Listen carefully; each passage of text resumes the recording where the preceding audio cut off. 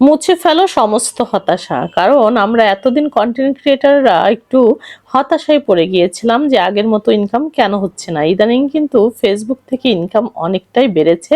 তোমরা যারা নিয়মিত পোস্ট করো, যাদের মনিটাইজেশন আছে, তারা নিশ্চয়ই লক্ষ্য করছো। প্রহর প্রিয়তি মনিটাইজেশন বিষয়টা না বুঝলেও কিন্তু মেহেদি যে আনন্দ করে পড়তে হয় সে বিষয়টা। আর প্রহরের বাবার খুশির কারণটা ছিল আজকে অনেক দিন পর আমি নিজের হাতে তাকে রুটি বানিয়ে দিয়েছি, সাথে সেমাই ছিল।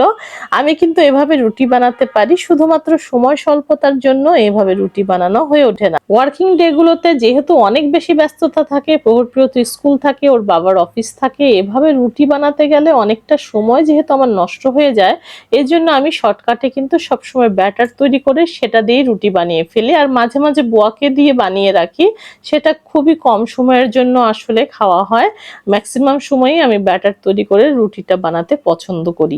আজকে ঘুম থেকে উঠে কি যেন মনে হলো না, আজকে আর ব্যাটার তৈরি করে রুটিটা বানাবো না, আজকে এভাবে রুটি বানাবো। প্রহরের বাবা এটা দেখলে অনেক বেশি খুশি হয়ে যাবে। আমি আমার এই বিবাহিত জীবনে এটুকু সত্য বুঝেছি যে জীবনে আর কিছু পাই না পাই, লাইফ পার্টনারটা কিন্তু ভালো হওয়াটা খুব জরুরি।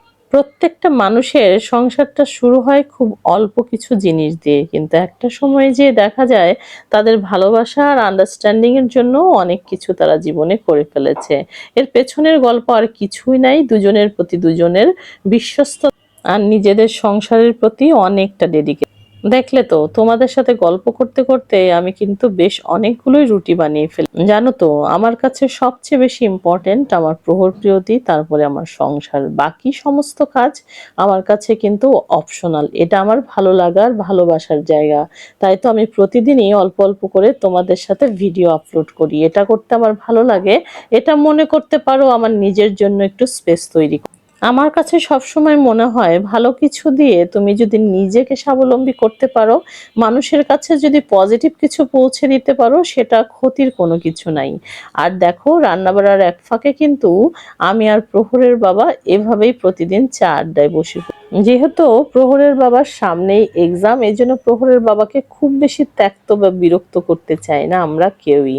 দিনের মধ্যে এই ২-৩ বার এই বিষয়টা একসাথে না হলে প্রহরের বাবার সাথে আমার ঠিক ভালোই লাগে না। এই চা আড্ডার সময় শুধুমাত্র আমি তার কাছে একটু বসি, কারণ আমি যখনই বসবো তার সাথে গল্প করতে শুরু করব আর তার পড়াটাও অনেকটা পিছিয়ে যাবে।